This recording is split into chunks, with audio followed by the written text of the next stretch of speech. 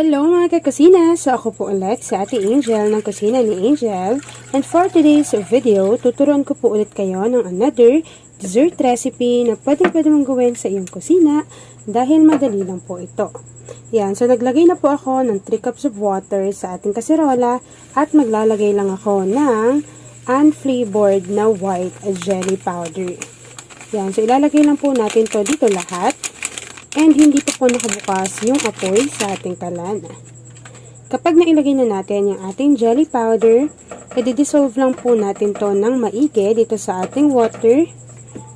Ayan, and make sure po na wag nyo munang bubuksan yung apoy sa inyong kalan hanggat hindi po na-dissolve ng maigi yung jelly powder na inilagay natin. Ayan, tapos po kung gusto nyo rin lagyan pa ng konting sugar yung inyong jelly powder, pwede naman po yun, pero ako, hindi na ako maglalagay, kasi nga, maggagawa pa tayo, or kakailanganin pa natin ng iba pang mga ingredients para makompleto yung ating recipe for today. Ayan, so kapag completely melted na yung ating jelly powder, pwede na po nating i-on yung apoy sa ating kalan. So, hahaluin lang po natin to ng maigi, continuously stirring over medium to low heat. Tapos kapag napansin nyo po na kumulo na yung inyong mixture, pwede nyo na po yung isalin sa inyong mga molder. So yung gagamitin ninyong molder ay dapat heat-proof po yun. And make sure po na kumulo talaga yung inyong mixture para mamaya hindi po tayo mahihirapan para mag-set yung ating jelly mixture. Yan. So yun lang naman po yun eh. Dapat kumulo talaga yung inyong mixture at tama lang din yung water na inilalagay natin para mas mabilis mag-set yung ating jelly powder.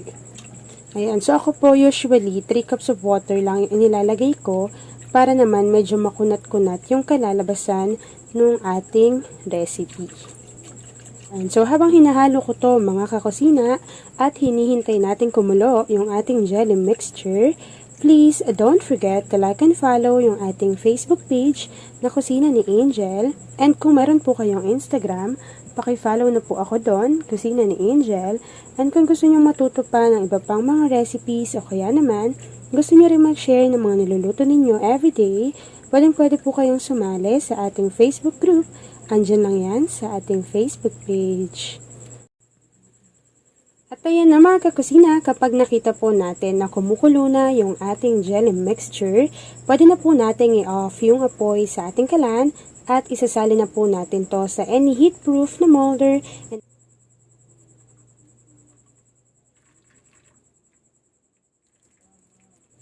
At ayan na nga mga kakusina, kapag nag-set na po or nag-firm na yung ating white jelly, pwede na po natin tong hiwain into cubes.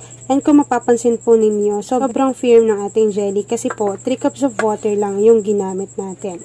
Yan. So kapag nahiwa na po natin yan into cubes, itatabi muna natin to bago kakailanganin pa natin ng iba pang mga ingredients.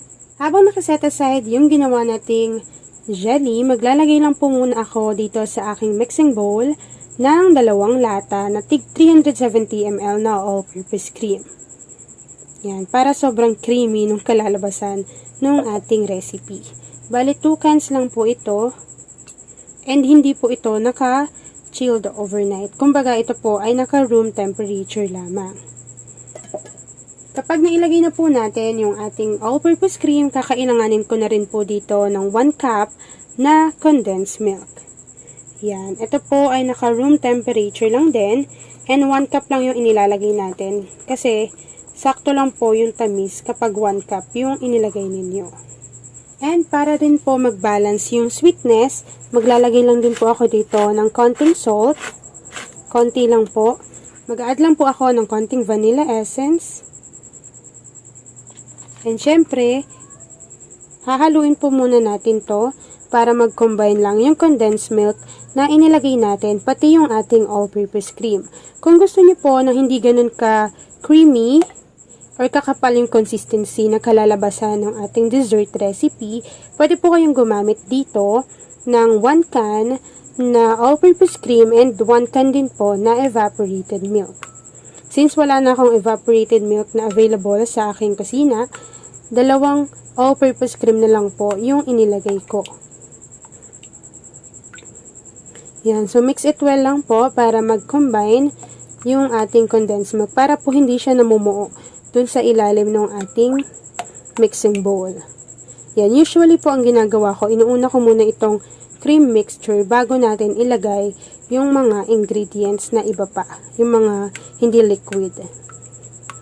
Yan, so kapag na-mix na po natin to ng maigi, pwede na po tayo ditong mag-add ng cook na sago. So yung gagamitin ko po ay yung maliliit lang. Ganito lang po karami yung ilalagay ko na sago. Ayan, pwede nyo pong dagdagan yung inyong sago kung gusto nyo po ng mas marami.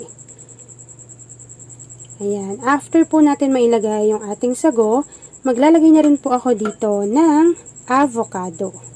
So, yung avocado po na ilalagay natin dito, of course, dapat hinog.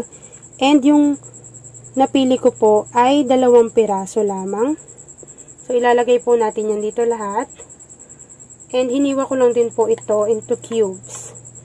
Depende na po sa inyo yun kung gaano kalalaki yung pagkakahiwa. Yan. So, i-mix lang po natin ng maigi para lang maghiwa-hiwalay yung avocados na inilagay natin.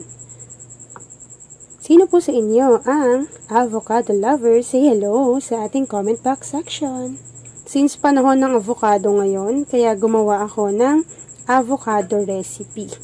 And yes, hindi naman ganun ka hirap sundan yung ating recipe kasi nga po, konti lang yung ating mga ingredients. Kapag nailagay na po natin yung ating avocados, ilalagay ko na rin po yung niluto natin at nahiwa ko na white jelly. Yan. So, ito po, magsisilbi siyang pamparami sa ating dessert at the same time para lang siya magmumukhang nata de coco.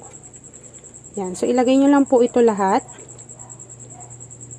Ayan mga kakusina, nung nailagay na natin yung ating white jellies, kung mapapansin ninyo, mas gumanda yung itsura ng ating recipe. So, maglalagay rin po ako dyan ng half bar ng cheese. Hiniwa ko lang din po ito into cubes. Ayan. Kapag nailagay na po natin to dito sa ating mixing bowl, pwede na po natin yang haluin. Actually, pwede nyo pa pong dagdagan yung avocado. So, ako po kasi ang pinili ko 2 piraso na malalaking size. Ayan. Diba mukhang nata de coco yung ating white jelly. Kapag na-mix na po nating maigi yung ating recipe, pwede na po natin yung ilagay sa ating chiller for about 4 to 6 hours or hanggang sa lumamig yung inyong recipe. And then after po nun, pwede na natin yung i-enjoy. At ayun na nga mga kakusina, so after 6 to 8 hours na nailagay ko to sa aking chiller, ito na po yung kinalabasan na consistency ng ating dessert. At diba, mas nagmukha po siyang creamy, basta inilagay natin to sa chiller.